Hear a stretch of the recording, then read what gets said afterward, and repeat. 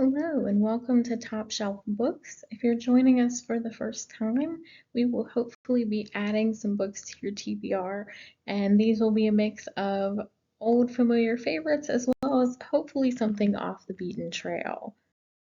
Welcome to episode 10, So You Don't Want to Read a Western. I'm going to be honest with you, this episode has grown far beyond the scope I originally intended. So, if you are looking for Westerns or things connected to Westerns, or want me to convince you that it's time to read a Western, I have so much to say to you. So, I hope that you will find something delightful that you get to add to your reading list as we go through this genre. We can't talk about the Western until we talk about the specter of, the dream of, the illusion of the frontier. And to do that, we want to look back to historian Frederick Jackson Turner, who really put forth the frontier hypothesis and sort of ingrained this in the American consciousness more than it perhaps already was. I'm not asking you to agree with Turner or even to read Turner, but if you're going to approach fiction, literature, history that deals with the West, it's good to get a handle on his idea about searching for the frontier and the importance of the frontier. And of course, we will be complicating his thesis as we go forward as well. So we should probably talk about what actually constitutes a Western. So a few things just to put us all on the same page, and then we're going to go forward and implode them anyway. But just so that we all know what we're talking about, Westerns typically take place during the 19th century because this was the point at which expansion into the West was happening. So they are historically grounded, and the characters are typically the ones that you would expect if you're picturing a Western film in your head. We'll be talking a lot about film as we go forward as well, because there has been sort of a revival of the Western in popular television right now. So, cowboys, ranchers, Native Americans, homesteaders, gunfighters, frontiersmen, mountain men, freedmen, all of these sorts of folks you can expect to find in the Western. There's a focus on the landscape. So, the landscape as a metaphor for what the character is going through, the landscape as something that the characters break themselves against and can't subdue, the landscape as a promise of freedom. All of these are part of the Western. And our characters will also be typically showing that they are skillful, vital, rugged. When I teach composition to my students, we look at advertisements with the Marlboro Man, and I ask them to tell me what those advertisements are telling us about masculinity. That kind of masculinity is what we can expect in a Western. And I am saying masculinity because the majority of characters in Westerns, classically, traditionally, were men as they historically would have been, but we're going to complicate that as well. And now for a comparison that will probably make the writers of classic westerns turn over in their graves, but oh well, they'll deal with it. I am drawn to westerns because I see in them a lot of the characteristics that we see in the very best science fiction. So the West is a space in which the regular everyday rules don't apply. Things have not been completely settled yet. People are moving in and out of this space because sometimes they're on the run from things. Sometimes this is where their career has sent them, kind of like an outpost sort of thing. Sometimes they're searching for something. Often they're searching for something. And while they are there, they create family groups or family bonds that can be incredibly diverse. So, what I actually really like about the Western is not the traditional film version where you're going to see, the heroic white cowboy who is fighting against Native Americans or Mexicans or whatever the case may be, but the fact that the real historical West was inclusive because it was kind of out of bounds for the rest of the country. You could have possibilities there that you might not have in other places. So, this is what draws me personally to the Western. I am a subscriber on Reddit to Horror Lit. And even if you don't read scary stories, I really recommend this particular Reddit feed to you because it contains some of the nicest people on the internet. Just very sweet, very kind. Anytime I have asked for help tracking something down, they have generously helped me find new books to add to my life. So I highly recommend them if you read anything tangential to that because it is worth making their acquaintance. The reason that I mention them is recently they have created a thread about books that are paired together, books that are siblings.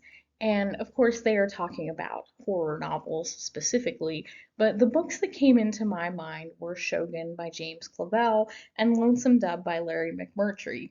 And isn't that a strange pair to put together? But this is what happened in my life to pair these for all time. In ninth grade, one of my instructors brought me these two books because she knew that I was a reader. And she said, "You're not going to want to read these. You're not going to think that you want to read a Western, but they're amazing." I just like the idea of someone bringing me books, so I, of course, did read them, and they have remained on my list of things to reread every couple of years or so. I go back, and they make wonderful twins. So, what happens when you read Shogun or Lonesome Dove is that once in a while you will be drawn out of your reading and you'll look up and look around and think, I'm not in Japan. I'm not in the West. What is happening? They're so engrossing. And both writers create characters that you truly feel for, even if you know based on the narrative that they should terrify you. For example, in Lonesome Dove, the character of Blue Duck is part of one of the scariest scenes I can think of in a book. I've had nightmares about it. But despite that, I know Blue Duck is a character, and there are aspects of him that I understand even if maybe I don't sympathize with how he carries them out. And the same sort of thing happens in Shogun. So I am going to be referencing Lonesome Dove as we go forward. It's such a classic in the Western genre. If you do nothing else after listening to today's episode, consider adding Shogun or Lonesome Dove to your list. You will not be disappointed. You will cry. Both of them will wreck and destroy your soul in the very best ways. But they are beautiful, beautiful novels. And the writers went on to continue working in those universes. So you can stay there if you were having a good time. For our next set of twinned books, I decided to focus on magic, which is not something you typically would associate with the Wild West. But I promised you that I was going to expand your TBR and hopefully expand your view of the Western. And one thing that we should know about Westerns is that partnerships, or in this case, partnerships, if you're feeling particularly Western, are incredibly important. You have that person that you can depend on through thick and thin. So in Lonesome Dove, I am a huge fan of Gus. He is my favorite. And he and Call, of course, have this partnership, even though it seems like at times they may um, hit one another over the head with their gun barrel. Just because it needs to be done. So, expanding that view of partnership or partnerships, we have A Book of Tongues by Gemma Files, which is sort of a fantasy Western. It has queer elements, it has magic, and I decided to pair that one with Jonathan Strange and Mr. Norrell because they both have these partnerships with characters that start to question whether these are in their best interest. So, just like the gunslingers of the Old West were carrying two guns around, I'm going to be recommending to you a couple of different books at the same time. So maybe to pair these together and ease you into the world of the Western. I will tell you this though, for our conversation today, I did some research. Gunslingers did not typically shoot two guns at the same time. That is a Hollywood thing. Apparently, the second gun is an auxiliary weapon just in case your first gun jams or if you miscounted on the bullets. So just do what you will with that information. Speaking of gunslingers, if you are thinking about the Western, but you're grating your teeth at me and thinking this is really not for me, may I suggest The Gunslinger by Stephen King? I will be honest with you, I have not made it through all of the Dark Towers. I got to the middle and they just don't have the same feel as The Gunslinger, but the initial book is amazing. And even though it's a fantasy setting, it definitely pays tribute to aspects of the Western, the tall, dark hero striding into town. And if you want to pair that with some history, Art Burton's Black, Red, and Deadly considers Native American and African American gunfighters in the Indian territories. Again, uh, the variety of the West, the opportunities that it gave people is very interesting to me. And of course, being a gunfighter, not necessarily the best of all opportunities, but what we see is people moving into positions that would not have been available to them at this point in time in other parts of the country. So if we're thinking about African Americans, obviously slavery was either still happening in the South, depending on when your Western is set, or you're still dealing with intense prejudice. The North also intense prejudice, even against uh, free African Americans that had been there historically. So moving into the West, we get people embracing new opportunities. And of course, Native Americans were sometimes forced into the West, forced into reservations, forced off of land that they had. And we should take that into consideration as well. I wouldn't be doing my podcast job if I didn't introduce you to some classics. In my research, I came across Cimarron, which you might know from the film version. And the reason I'm sharing it with you today is not necessarily for the content of the book, which is dated. It was written in the 30s. But what I found in my research was this was a major escapist book for people during the Depression. It really called to people, and that illusion or promise of the frontier, however you want to characterize it, was really prevalent for people that didn't feel like they could escape from what they were suffering. If you want something a little more modern set in the same place, then Killers of the Flower Moon by Gran. Of course, this has recently um, become a film as well. As I said, there is a revival happening when it comes to the Western and television. We have Yellowstone, Ken Burns' recent documentary, the Bass Reeves series. All of these are suggesting that the Western is still viable, and I'll be suggesting some reasons for that as we go forward. Some reasons that I think that the Western is interesting and has remained part of the culture. It is a genre that reinvents itself.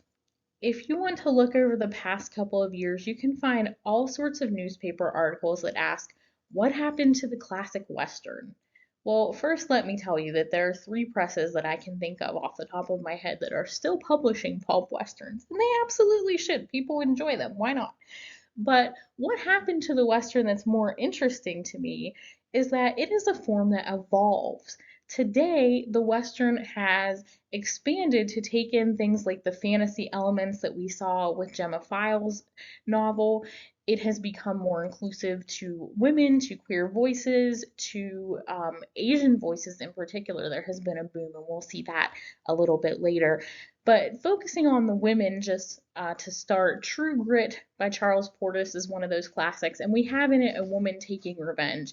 And I have to tell you, I really struggled not to just make you an enormous list of books. There are so many great revenge books out there. Of course, classics like The Count of Monte Cristo comes to mind. I could have included Stephen King's Carrie on the list as well, but I've decided to pair this with a mystery, They Never Learn by Lane Fargo.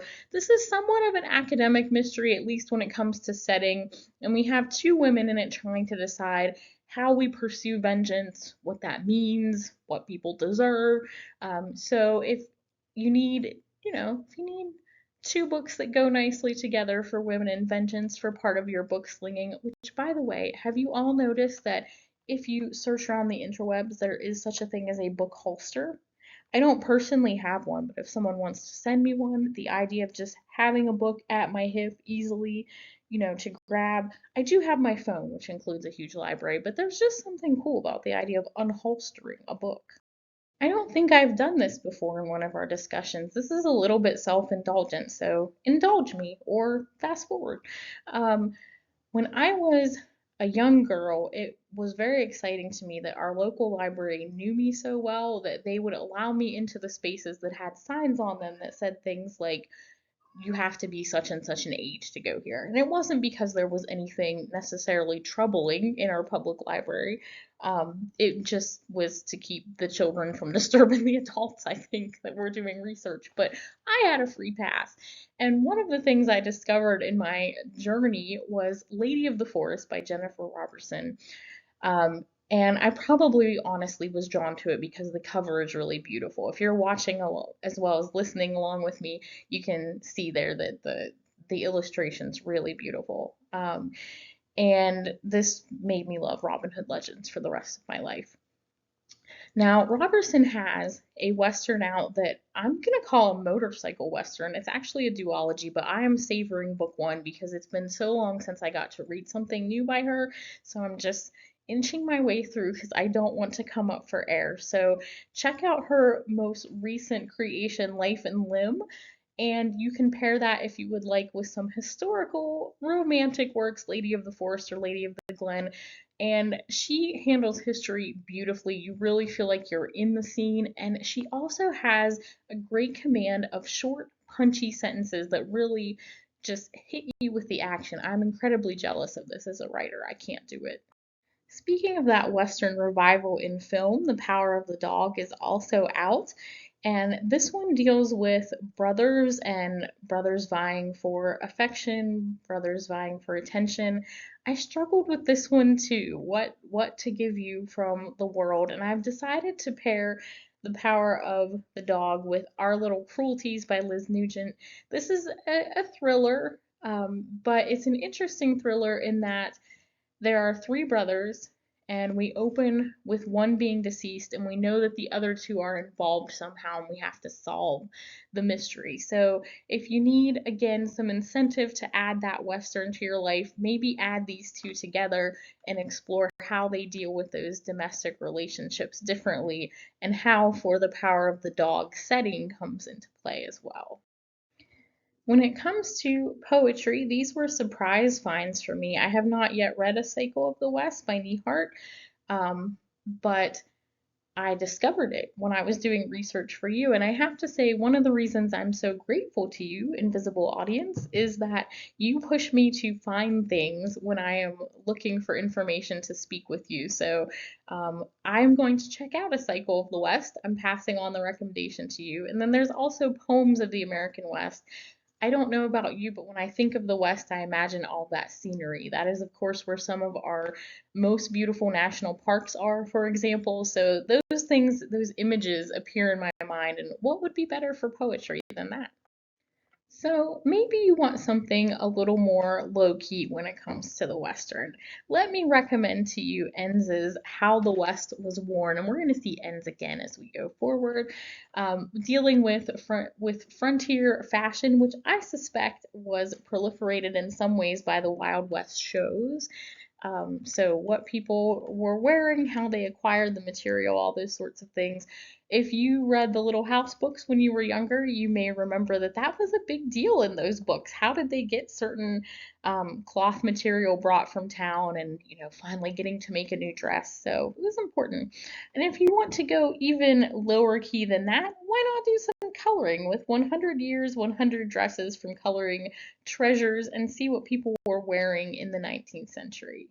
Maybe you're feeling more academic when it comes to fashion. In that case, you want to look at Boag's Redressing America's Frontier Past, and this flips some of the notions on its head that we have about the West. Again, I love the idea of there being more inclusive ideas out there in the West, and some that we have managed to save from journals and letters and things like that. So more acceptable for people to wear clothing that was maybe not as gendered, for example. And if you want to see those same sort of ideas appear in text, the YA novel by Stacey Lee, Under a Painted Sky, we have two young female characters who cross-dress so that they can keep themselves safe in the West. And then Whiskey When We're Dry by John Larison, the main character takes on, disguises herself as a man. So again, she can keep safe and accomplish the things that she needs to accomplish without worrying about being hindered by hoop skirts. This wouldn't be one of my presentations if we didn't talk about animals. I have to begin with a caveat.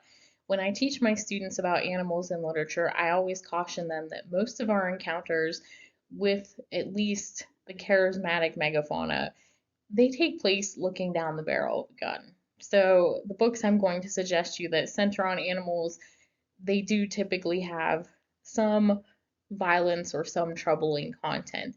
With that being said, The Last Hunt by Cliff Burns is taking on looking at mountain lions.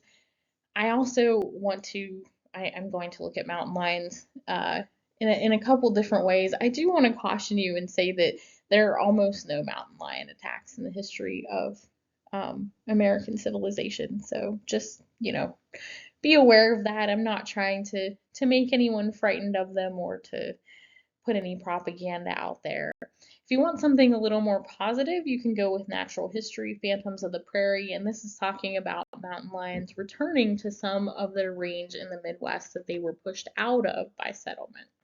When it comes to creatures in the West, there's probably nothing that is more controversial or more symbolic of the West than the wolf. And I wanted to include sort of the traditional man versus nature version, which is Estelman's The Wolfer. There's also Dire Wolf of the Quapaw. This is a mystery and it includes some Native American lore. I have not done the research to say if that lore is necessarily grounded in reality. I apologize, but it's in there. And then Wolfer by Nehemiah. Again, animal lovers, this one could cause you some issues. He sets out to deal with problem wolves and then becomes a conservationist, which is not an unusual path to take, honestly. This happened with Jim Corbett and tigers, for example. He was brought in to shoot man-eaters and then became an advocate of the tigers. Another book that would fit in this list, you can hear my own tigers in the background perhaps, would be Bad Luck Way, and it's a rancher that is dealing with the impact of wolves. I've already previously cautioned you that attacks by mountain lions are very rare, but as we continue to push into areas where animals are prevalent, we will see human-animal conflict. And if you want to read an example of that that's very well done, The Beast in the Garden by David Barron is a lovely book. If you want to see more of Man versus Nature, The Track of the Cat by Van Tilburg Clark is a great example of man versus mountain lions, and I can find you so many more of these. I'm drawn to them for some strange reason. So if you want more man versus mountain lions, and I do say man here literally, there are, to my knowledge, no women versus mountain lions, so someone can write that and make me the main character. Also, there is a book, The Track of the Cat, has the same title by Nevada Barr. It's a thriller, but it really does draw on that Western landscape and is the first of a series. So you might want to pair that one if you're feeling like I'm much too good to just be a gunslinger with two books in this case being guns. Maybe you want three. And to return to Lonesome Dove for just a moment, one of the reasons that I love that novel is that it not only gives personalities to the people that we encounter, and the people are incredibly diverse, right? It gives personality to the creatures and shows how much we depend upon them, whether that is Call's Hell Bitch, his mare, that he's trying and failing to tame, or Gus and his pigs. I love the pigs. So I did want to focus a great deal on animals because I think they are uniquely so important to the Western and so interesting. So, Fallen Land by Taylor Brown is not a traditional Western, but you do have people escaping West, and the idea of escaping on a horse and the logistics this requires is really interesting. So the horse is an important part of the narrative. So I've included it in our discussion of animals in the West as we shift into horses. If you want something that's more natural history, Wild Horse Country by David Phillips is looking at the history of the Mustang. I would love to go see those magnificent creatures. And of course, they are also at the center of controversy. It seems like one of the things that haunts the West is not just dependence on animals, but those who want to save them versus those who are being troubled by them. There is also Calamity, which is a novella by Matt Hayward, in which a beloved horse is stolen. This is a newer publication and drew me back into thinking about the Western. We've already mentioned that the West was an incredibly inclusive space, at least in the sense that it drew a lot of different people together and forced them to interact, sometimes in violent ways, but sometimes in cooperative ways, and sometimes in accepting unexpected ways.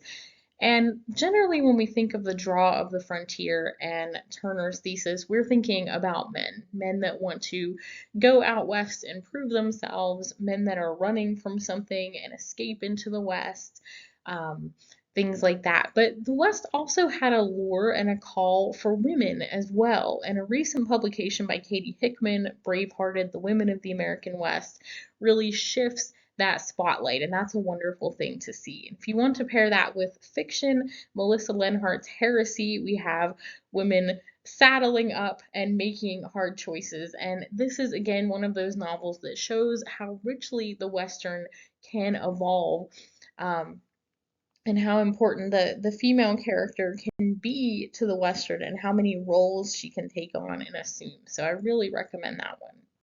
Speaking of women in the West, this was a new discovery for me. I started researching the Pinkerton Detective Agency because, they're always involved in Westerns, running down the bandits, protecting the trains, and there's great controversy over whether they were good for the people they were protecting or whether they were sort of government stooges. There's a lot of research out there on that, and I've not read enough to tell you where I land, and probably it varied agent to agent, right? But if you want to read about the women in the agency, who knew, the first women detectives, operatives, and spies, you can read Enz's The Pinks. I told you Enz would be back in our list. If you want a queer and fantastic version of this than The Best Bad Things. Again, we have cross-dressing, we have a sapphic relationship, and this just shows us how inclusive the Western can be, how it can be expanded to encompass new things. So if you have sort of started this listen by thinking of, the sort of John Wayne afternoon television Western, I hope I'm giving you a glimpse into what people are doing with this format and with this genre. And despite the expansion, I would be remiss if I didn't mention a couple of the classics. So you may, when you think about Westerns, think about Tombstone and the OK Corral and those sorts of aspects. And Mary Doria Russell has written a lovely novelization of Doc Holliday called Doc. If you want the history version, I can recommend Gary L. Roberts' Life and Legend of Doc Holliday. And if you want to get really fantastical, Emma Bull's Territory merges the Western with the fantasy. And I included here because Wyatt Earp and Doc Holliday are characters. So if you're looking for a little more magic with your Western, Emma Bull is the direction to go. All right, we're coming to the end of the first part of our discussion. I think I told you at the beginning that this one spiraled out of control on me. I have so much to say and so many books, and I actually pared down my original list. I had saved some over 100 books to talk with you about, and that's simply too many, but I can't leave you without mentioning the classics. I don't want you to think that I have overlooked them. So now that you have seen how the Western can be expanded, and I hope that maybe you will consider giving one of those expansions a try, I do want to point you back to sort of the origin stories because it's good to know where things come from. So Louis L'Amour's books are classics, of course. There are zillions of them. There are so many. But when I talk to my friends that read Westerns and the other readers that I know, they said, well, if you were going to start someone out with his work, I would go with Radigan or Hondo. There's also Shane by Schaefer. That's a classic one. And if you want to go even further back than that, The Virginian by Wister is often cited by those that study the Western as sort of the starting place of the movement. Well, thank you so much for joining me for episode 10. I'm actually going to do something a little bit different with our ending here. I have a couple just bookish things that I want to talk about. So, including some of our titles for today, going clear back to the classics. But what I want to say about books in general, and I know that you, dear listener, can't do a thing about this, but as I was saving books and trying to put things together, I really want to talk to someone about how the art of books is created. Too often, the titles are confusing because of the size of different words. I can't tell what is supposed to be, at least at a quick glance, the title versus the subtitle. They use very tricky fonts. So, someone get on that and make books more legible, at least on the covers. More of today's titles: Tumbleweed, Passing You By, sort of blowing in the wind here. Just a reminder to support your local libraries, support your indie booksellers if you are lucky enough to be nearby to those as well.